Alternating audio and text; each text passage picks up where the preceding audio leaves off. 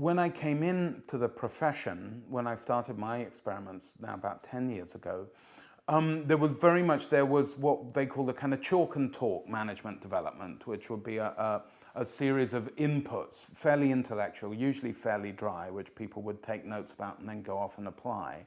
And then on the other side, kind of very much what they would call out of the box, things like Outward Bound, where people would be dropped on a mountain somewhere and have to kind of find their way back with a team, as kind of team building.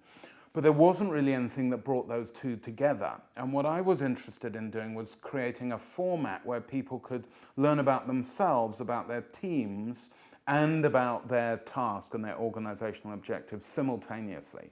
And story was just a fantastic way to do that. The story of these Shakespeare plays contains always a project. Someone's got an objective. They're representing a nation or an organization. They have allies, they have enemies, they have challenges to overcome.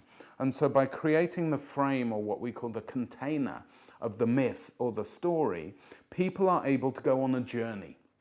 And when human beings go on journeys, they're memorable. You know, we have pictures, we have our own points of reference to any journey that we've been on, which makes it much more accessible to us in the future than a drier, perhaps more lecture-based learning experience. So although that can be an incredibly effective way of delivering information, we find it really doesn't deliver transformation. And people's imaginations need to be engaged with a story of some description if they're going to transform.